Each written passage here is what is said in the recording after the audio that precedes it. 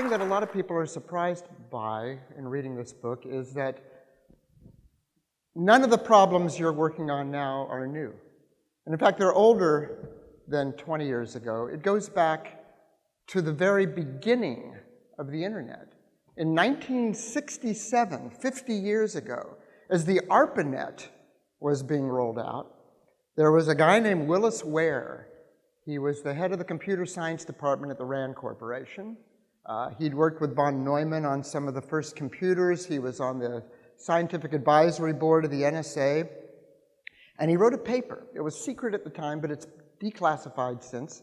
You can read it. It's quite illuminating. And he says, look, here's the problem with putting information on a network, making information available online. I think this might have been the first use of the word online in this context. Online to remote users in unsecured locations is that you're creating inherent vulnerabilities. You're not going to be able to keep secrets anymore. So when I was researching this book, I talked with this guy named Steve Lukasik, who was the deputy director of ARPA at the time and supervising the ARPANET program. And I said, were you familiar with Willis Ware's paper? He goes, oh yeah, sure, I knew Willis. And I said, well, what'd you think? And he said, well, I took the paper to my team, and I talked with a couple of people on his team too who confirmed it. And they said, oh, Jesus, don't saddle us with a security requirement. Look how hard it was just to do what we've done. It's like telling the Wright brothers that the first plane has to carry 20 passengers for 100 miles. Let's take this one step at a time. It's going to be decades before the Russians can do anything like this anyway. And, you know, it did take decades. It took 2.5, 3 decades. But by that time, whole systems and networks had grown up with no provision for security. And so I look at this as kind of the bitten apple in the digital Garden of Eden. It was embedded in the technology itself from its birth. And so this is more than just an interesting historical fact. I mean, what it really means, especially for a community like this, is that this is not a problem to be solved. It's a problem to be controlled, contained, mitigated, monitored, but it's not going to be solved. In other words, you're always going to have jobs. You know, we could, you know, after they find a cure for cancer, this is still going to be a problem. After they set up colonies on Mars or invent a faster-than-light rocket, this is probably still going to be a problem. So one implication of this is that, you know, there are no solutions. There is no, for many years, I was told, the NSA, you know, these brilliant mathematicians at the NSA, they were convinced that at some point they were going to find the magic algorithm. They were going to invent the magic box that would just keep everybody out, have communications flowing where they wanted it to flow, and have everybody else out. And then, of course, somebody came up with the thumb drive, and that was the end of that fantasy. That was it. And so they've come up with different concepts, but let's go back. So Willis Ware comes up with this paper in 1967. Of course, back then, almost nobody had computers. So this was beyond esoteric. Nobody had paid attention to this until 1983. And the key moment was when Ronald Reagan went up to Camp David and watched the movie War Games. I'm sure you've all seen War Games. I know a lot of people who got into this field because of War Games. So, you know, if you recall, Matthew Broderick plays this tech whiz teenager who, he thinks that he's glommed onto a new online game called Global Thermonuclear War, but in fact, he's unwittingly hacked into the NORAD main computer and just about triggers World War III.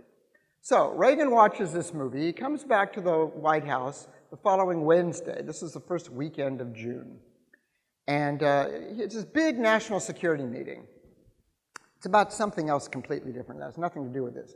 But at some point, he puts down his index cards and he says, has anybody seen this movie War Games? Okay, it had just come out previous Friday. Nobody had seen it. So he launches into this very detailed plot description.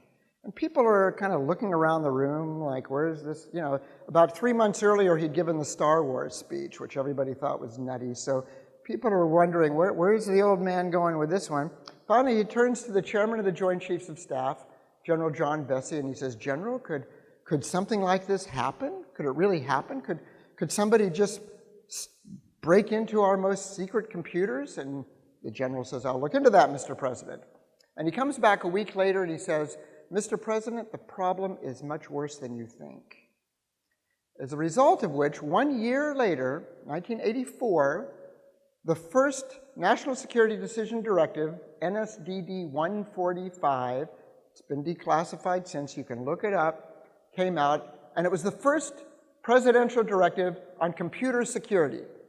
And when you look up this document and you read it, you will notice one striking thing, that it reads exactly the same as many such documents that you're reading today that were written just last week. You know, our computers, which we're buying in greater number, are vulnerable to electronic and other forms of intercept by terrorists, criminals, and foreign agencies.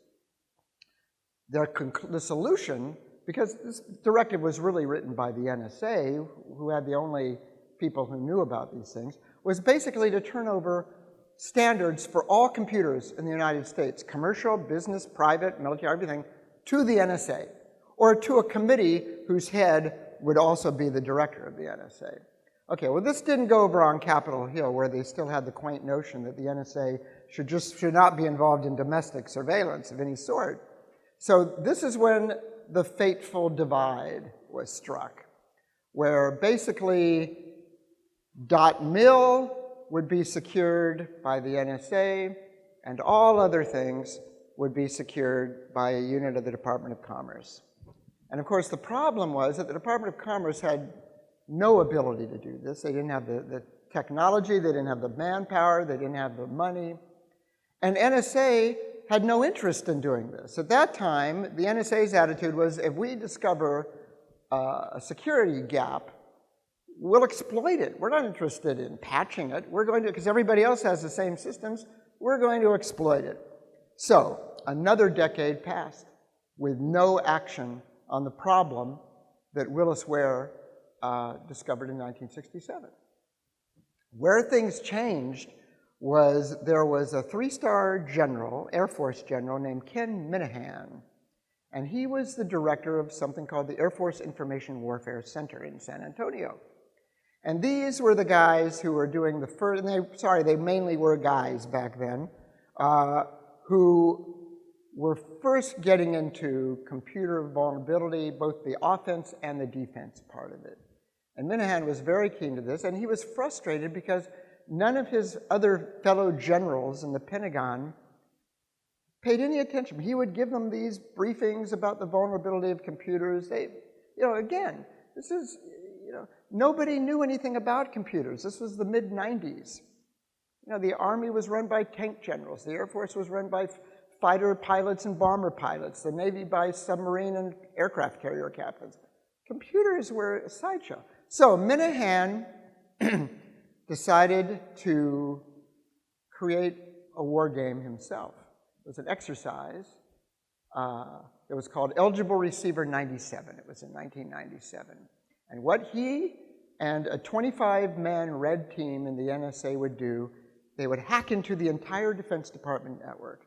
Not as a tabletop exercise. They would really do this.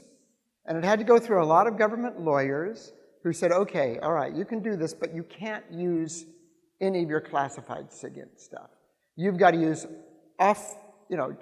commercially available hardware and software. So they went out and bought some stuff. And they did this, and they prowled around the networks for a couple of months, and then they gave themselves 2 weeks to do this exercise. And nobody knew about it, except some very, very senior officials and the people actually doing the hacking. It was a no-notice exercise. In other words, the people who would be hacked would not even know that an exercise was going on. And within 2 days, within 4 days, they had hacked into the entire Defense Department network, including the National Military Command Center, which was the link between the President and the Secretary of Defense in times of war. And sometimes they would just leave a little digital marker like, Kilroy was here. Sometimes they would mess with it. They would get into the communications. They would send phony messages. They would intercept other messages. They would flood fax lines. And some people didn't know that anything was going on at all.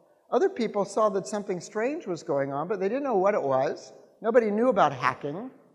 If they did know about hacking, there were no protocols or procedures for what to do about this. The only person who did anything to stop this was a Marine out in the Pacific who saw that something strange was happening with his computer, and he just unplugged it. That was all that he knew how to do, and he was the only one who did it. So during the brief, the post-exercise brief to senior officials in the Pentagon, this was kind of the first wake-up call. And the Deputy Secretary of Defense said, well, who's in charge? And of course, nobody was in charge. So that's when they started to create Joint Task Force Computer Network Defense and 24/7 watch centers, and borrowing some of the technology that was being handled at the Air Force Information Warfare Center, some of the techniques that Cliff Stoll invented for his own little adventure. That's when it started. And one thing they did was that they bought a bunch of intrusion detection systems, which had just started to be made on a commercial basis, and put them on about 100 Pentagon computers. And what do you think the first thing that happened was? They started detecting intrusions. So who knows how long that it had been going on. And in fact, you'll appreciate this, about 6 weeks into this, the Deputy Secretary of Defense, John Hamre, called a meeting of the deputy chiefs and other people to see how the IDS stuff was going. And this one Army one-star general says, well, I don't know about these IDS systems. I mean, ever since we plugged them in, I'm getting hacked all the time. He didn't realize he had been getting hacked all the time. He just didn't know about it. So then, all of a sudden, they started detecting things. And one of them, they see somebody is hacking into military networks, various installations. There was a crisis going on with Iraq at the time. Some of the bases that were being hacked were places where troops would be deployed from it. There was some suspicion that this might be Iraq. Well, and the interagency endeavor to monitor and do something about this was called Solar Sunrise. Now, it turned out it was just 2 kids from California doing this, and another kid in Israel. And some people said, whoo, it's just 2 kids from California. And other people said, oh, Jesus, but if 2 kids from California can do this, what can a dedicated adversary do? Well, they were about to find out, because just weeks after they kind of shut down the files on Solar Sunrise, they started getting more hacks. Now we're talking 1998, around then, 97, 98. And this hacker is a little more persistent. In fact, this hacker was doing what would now be called advanced persistent threats. It's getting into a network or a system, poking around, trying different things. If one avenue didn't work, he would try another. He would look, he wasn't just random. He seemed to be looking for specific pieces of information. He would cover his tracks when he would leave. And there was a lot of controversy about where this was coming from, but eventually it was pretty conclusively traced to the Russian Academy of Sciences, a server at the Russian Academy. Now keep in mind, this was not during the Cold War. This was during the heyday of Bill Clinton, Boris Yeltsin, bonhomie, perestroika and glasnost and goodwill. But this was still going on. Then after that, a couple years later, stuff starts coming in from China. One thing interesting, during the eligible receiver game in '97, one thing that was not stated in any of the briefing papers is that while the red team was prowling around the Defense Department networks, they saw some IPs of some French IPs floating around in there too. They weren't part of the exercise. The French were actually already hacking into Defense Department networks, and they kicked them out. But I mean, this had already begun. This was not a theoretical exercise. Moonlight Maze, which is what, when they started looking at this thing that was traced to the Russian Academy of Sciences, there was Solar Sunrise, so this one was Moonlight Maze. Moonlight Maze is often called the first foreign intervention into military networks. Well, maybe it was the first known, the first discovered foreign intervention into foreign networks. Now, this actually does start to set off some alarm bells. And around the same time, and all of this was kind of coinciding, around the same time, again, 96, 97, 98, there was the Oklahoma City bombing. And President Clinton appointed a Blue Panel Commission to look into the vulnerability of federal facilities and what we can do about it. Okay, he appointed some people onto this panel who had been working the cyber problem for many years, many of them in black programs in the Navy. And they convinced the people who were actually on the commission that this was the big problem. Okay, yeah, somebody might bomb a dam, bomb a federal building. That's pretty straightforward what that's about and what you need to press it. But this was the new looming problem. And there were people in the White House who were startled. And this report is unclassified. It's called the Marsh Commission report.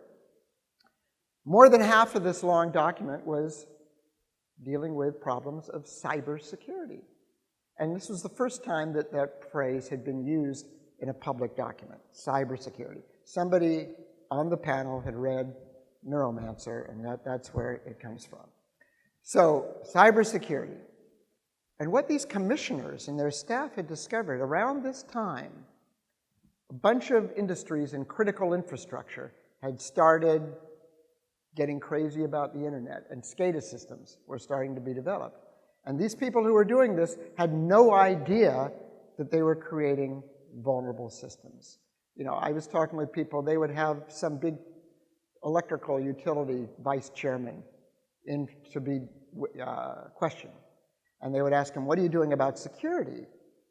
And the guy didn't know what he was talking about. You mean like fences around the facility so nobody gets in? They didn't know that they were creating vulnerabilities throughout our entire critical infrastructure. Nobody knew. It was, look, you know, you can't, it's perfectly understandable. I mean, this was great. This was going to be convenient. It was going to be efficient. It was going to be labor-saving.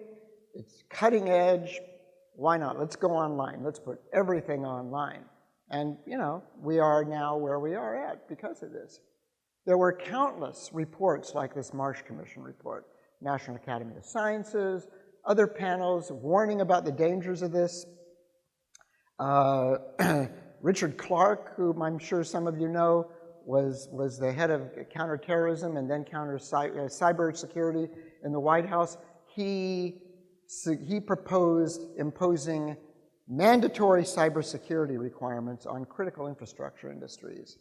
But of course, this was bitterly resisted by the companies themselves and also by economic advisors in the White House who thought that this would slow down the technology. It would cramp things like speed and thereby weaken our competitive position in the international market, all of which is probably true. But in the meantime, these vulnerabilities, again, which had been warned about, first of all, 20 years earlier, rolled on and rolled on and rolled on. Finally, in the Bush administration, and this story will show many of you that what you're doing is not at all a new thing, but is also extremely vital. By the mid-2000s, the NSA had got what they thought was a pretty tight lid on military internet. You know, by this point, the various services and the Defense Department had whittled down the number of intersections between MilNet and the broader internet to just 8. And the NSA, because this was the Defense Department, could sit on top of those 8 intersections and monitor traffic and keep intruders out. Well, at one point, the head of the NSA's Information Assurance Directorate said, you know, what if somebody's already gotten in there and they're prowling around? Let's go inside, see what's going on in there. And they found a beacon. There was some intruder in the classified networks of CENTCOM. which was the war center for the wars going on in Iraq and Afghanistan. And this isn't just websites, this was actual operational stuff. Now, the diagnostics after the fact discovered that it was probably that there was a bodega outside the US base in Kabul.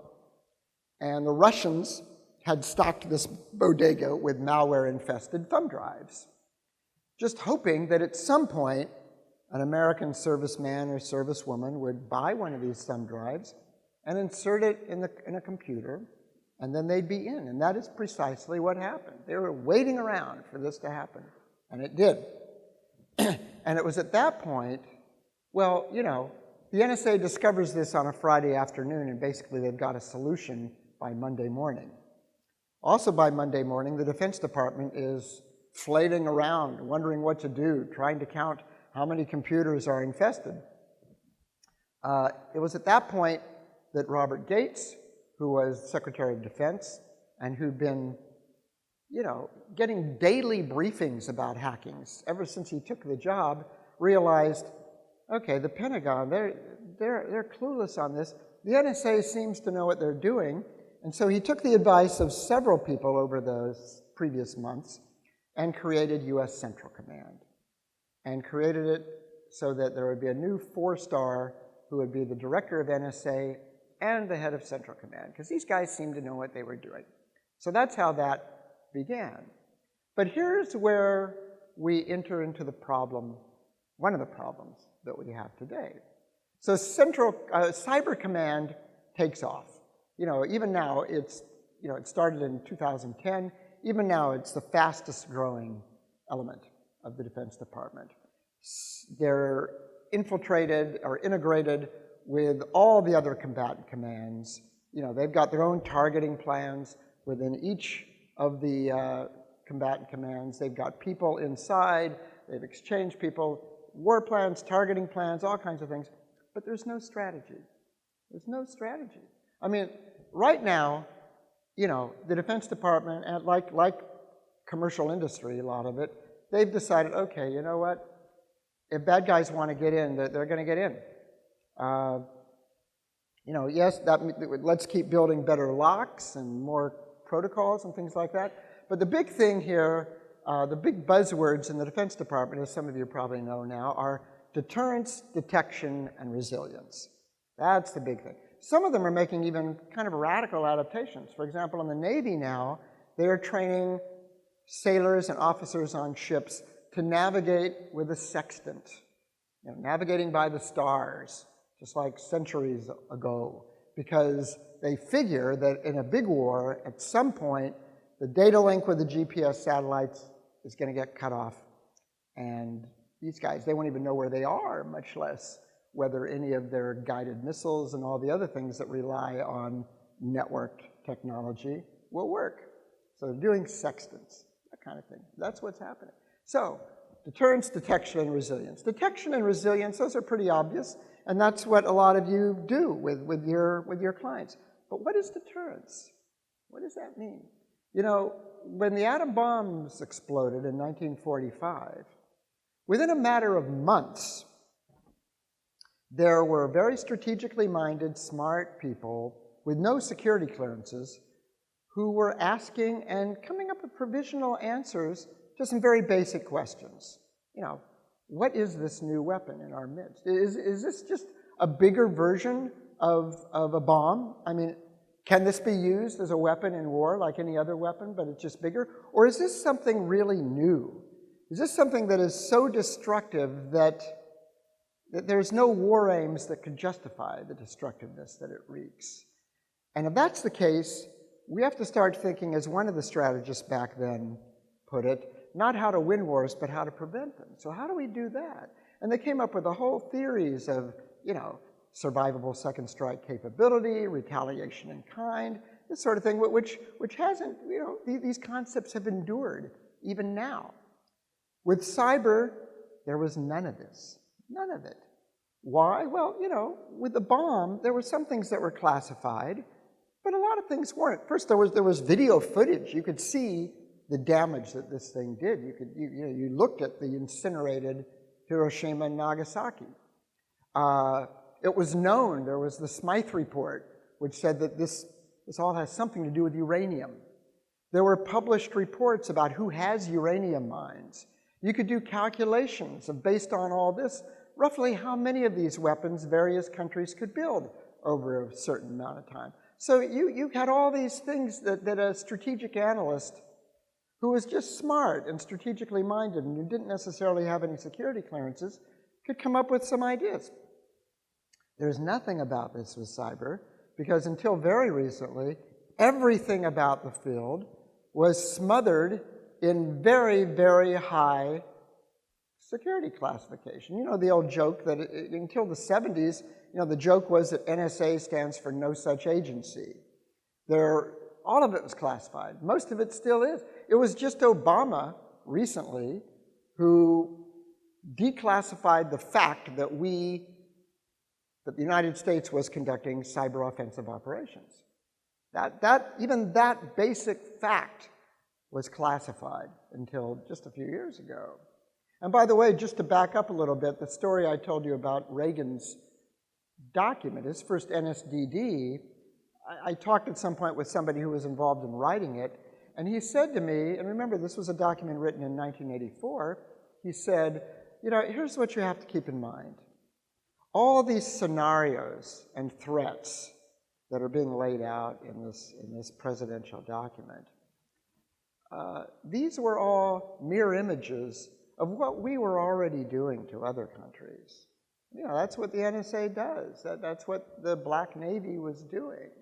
So although a lot of public discussion of this field is always in terms of the threat, Russians, Chinese, Iranians, North Koreans, whatever, we've been engaged in the same thing. I mean, not with the same targets. We don't need to steal Chinese aircraft designs because they're basically designs that they've already stolen from us. We don't need to go hack into banking accounts like North Koreans do. We don't need it. But getting into, military stuff, critical infrastructure, we're doing the same thing. But what is deterrence? What is deterrence? I mean, even basic questions like, what is the government trying to deter? Like, let's say there's a cyber attack on a bank. Is that something that the United States government should be concerned about and do something about? How about 2 banks? How about 6 banks? How about an electrical plant in Chicago? At what point does the government even take a position on this? View it as a threat. And then, once you figure out what that is, what do you do about it? What do you do about it? I mean, some of these countries or entities that are or soon will be capable of launching attacks like these, they're not terribly wired up themselves. So what is retaliation in kind? It's like we have the most powerful and agile rocks to throw at other people's houses, but we're living in the glassiest house of them all. We can have a lot of damage can be done to us, as you all know, with a relatively unsophisticated attack. So what do we do about this? And then what does day 2 or day 3 look like? How do you do what the nuclear strategists called escalation control? What is your retaliation, and how can you design it in such a way that it puts an end instead of just ratcheting it up? Nobody has thought it. There have been attempts to think about this, but nobody has thought it through, mainly because the kind of people who might be very good at thinking this through don't have the clearances, and therefore, again, until very recently, wouldn't have even known what questions to ask, wouldn't have known the capabilities that exist on all sides, and therefore wouldn't have been able to outline the nature of the threat, the endurance of the threat, that sort of thing. In the meantime, the very first, this Marsh Commission study, which was the first official document that laid out the problem, and they were talking about critical infrastructure. Nothing has been done about critical, well, not nothing, but nothing systematic. There are no mandatory security requirements. Bush, Obama, They signed some interesting executive orders, which did some interesting things, but there's almost always a line in the executive order someplace which says, at the insistence, by the way, of the bureaucracy and the commercial companies that own the internet, none of this shall be interpreted to require security requirements. You know, Obama created a federal CISO. It seemed like a great idea. You have one person who has the authority for information security for the entire federal government. But there was one problem. This person was not given the authority in the executive order or in any other document to hire people, to fire people. If he walked into some, you know, backwater division of the Interior Department and saw they were still using Windows XP, he couldn't say, I am taking you off the internet until you update your systems. He had no power to do this. And therefore, it's you know, it's kind of nonsense. In the Clinton administration, they created these ISACs, Information Sharing and Analysis Centers, for each sector of critical infrastructure. And as you know, some sectors have actually taken this very seriously. Banking and finance, for example. Why? Well, you know, this is core mission stuff to them. This is part of their core mission. You know, they need your money, they need your trust. And they have money, so they can hire really good people. They get hacked a zillion times a day, but most of them are on top of it, and they clean up the mess pretty quickly. Electrical power, on the other hand, this is theoretical. Yeah, you know, ever since the Aurora generator test, which was, you know, during the Bush administration, everybody's known about the vulnerability of power generators and grids to this kind of attack, but most of them haven't done much. Why? Well, you know, it hasn't happened yet, unlike banks, which do get hacked all the time. It costs a lot of money to do something about this. Some of them made the calculation that their cost for taking preventive measures isn't that much more expensive than I mean, it's not much cheaper than cleaning up a mess afterwards. So what is the incentive? And then not only that, but, you know, the government is asking them to adopt best practices. Well, you know, today's best practices might be tomorrow's futile gesture. So they're basically saying, so you mean that in a year I'm going to have to do all this, I'm going to have to do it all over again? So they don't bother, and they look at the ISAC membership kind of the way that some people look at, you know, belonging to a gym. You know, I signed up to join the gym. I have to go exercise there 3 times a week? No, they just say, well, look, you know, I went to the ISAC meeting last week. Oh yeah, I'm on top of it, don't worry about it. But what is critical infrastructure even?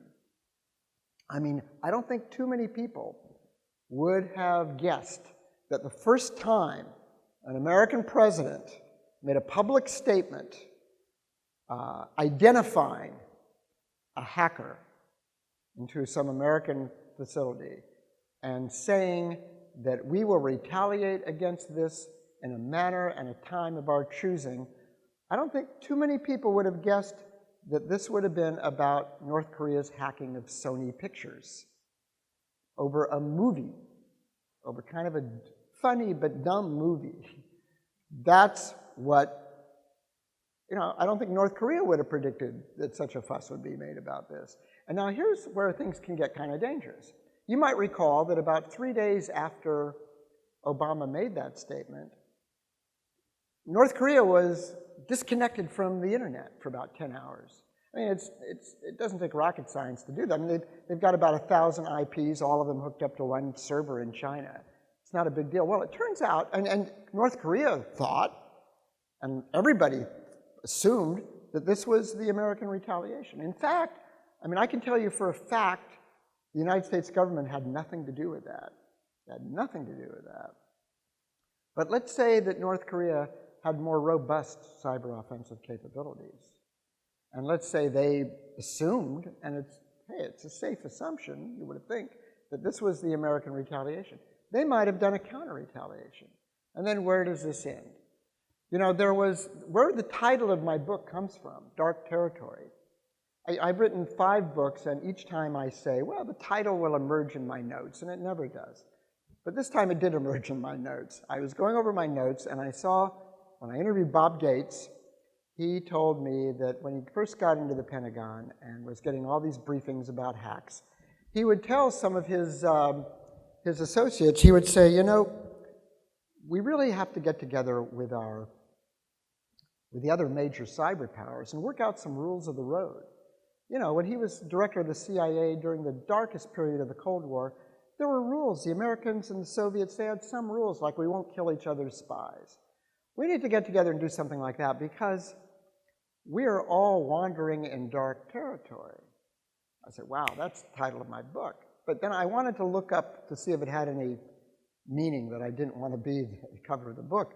And it turned out that it's a term of art to describe, it's a term of art from early North American railroads to describe stretches of track that were not governed by signals.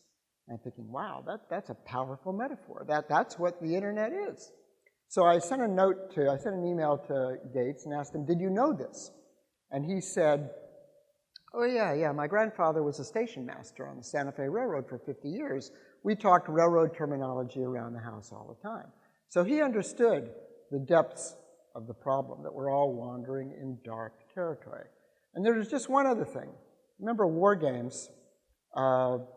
When the guys who were writing war games, who by the way also wrote Sneakers, which also had some impact, which you can read about,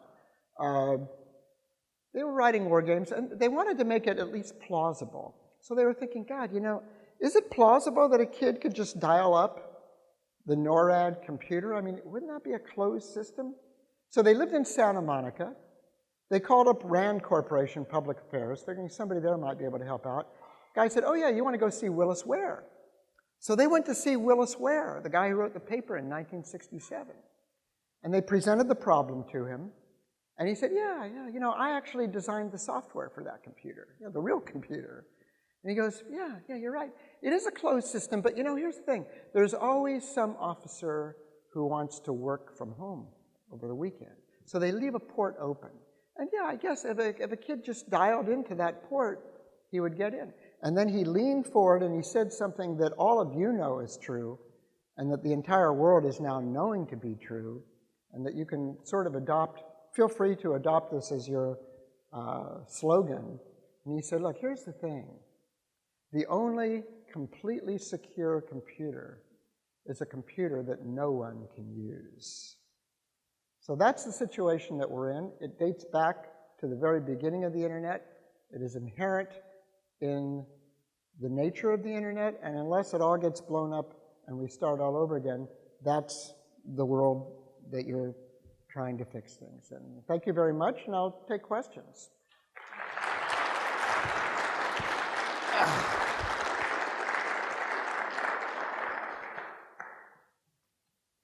I can't see very well because of these lights, but I'm assuming that somebody is going to a mic or a mic is coming to them. You mentioned the rules that existed between the U.S. and the Soviets, like we don't kill each other's spies. Yeah. How were those negotiated? That's a good question. I think a lot of them are just sort of implicit. Although, you know, it might be more than, there might have been more, you know, I don't know, it's a very good, I should look into that, thank you. I think there might be more negotiations of this sort than I thought. I remember one time about 30 years ago when I was a Pentagon reporter, I walked into some guy's office. He was involved in foreign military sales. And he had kind of what looked like a weird trophy on his desk. And I said, oh, and he was a public affairs guy for the Office of Foreign Military Sales. I said, what's that? He goes, oh, that's, and it turned out he had won this award. All the propaganda offices of the various militaries, US, Soviet, everybody, they had like an annual film festival where they showed each other's propaganda films and gave out awards for them. I mean, who knew? So yeah, there could be all these kind of secret cabals and convergences and communities that are even enemies, but that have a grudging respect for each other. And they have, look, it's also, the other thing about rules with the US and the Soviets, I mean, they have it was just them, it was just two guys two countries that controlled the rest of the world. The problem with even when Gates, mentioned let's do rules of the road for cyber, at that time there were maybe 5 countries that had the ability to do any of this stuff. You might have been able to do something, US, Russia, China, France, England, Israel, But what are you going to do about Iran and North Korea and Syria and who knows what non-state entities are working this stuff up? How are you going to put together a Congress of Vienna to make some kind of massive treaty on that? I don't know. That's one of the greater challenges of our time. So I actually have a 2-part question. It's over here. I don't even know where here is, but you're right. Oh, there I see. Okay, yeah. Whatever, that works too. So hey, I've got a 2-part question. The first part has to do with the shadow brokers and Vault 7 leaks. Since your book's been published, we know vastly more about government nation-state hacking than we did before. And kind of dovetailing on the original question that was asked here a second ago, how do you think that the cyber operations spies being outed currently, how do you think that's going to play out with nation-states? So you have a second question too? Oh no, that was that was part it. of the Okay, same. I mean, the leaks. Two-part question. Yeah, the leaks are how they're outing, right? Boy. But yeah. Well, my guess is that a lot of you probably have better answers to that one than I do. I don't. Well, this is part of the problem. How it plays out. I mean, one thing that's happening that has a kind of strangely salutary effect is that a lot of the mistakes that we made, like having the entire critical infrastructure being controlled by, SCADA networks and this kind of thing. Other countries have done the same. Russia's done this too. China's started to do it. And so there's this kind of de facto mutually assured destruction situation that's developed, where we're all almost equally vulnerable, at least in certain respects. Now, there's a danger to that, though. At least with mutually assured destruction with nukes, it takes a half an hour for a missile to get from Russia to the United States or whatever. This stuff, you're already inside. I mean, that's the real danger of, it's one of the real dangers of the fine line between computer network exploitation and computer network attack. They're basically the same things, except for the final step. So yeah, it's one thing to be inside other people's systems for espionage. Just like we have spies inside foreign councils, we have digital spies inside foreign networks. But this would be as if the spy was carrying a mini nuke in his backpack, because once you're in, you can mess with it. You can destroy it. And if all sides are in each other's networks, then if a crisis develops, and if we're all getting increasingly dependent on these things in our military, in our society, in our economy, there will be pressures on all sides to launch a preemptive strike before the other side launches a preemptive strike. And we're already inside.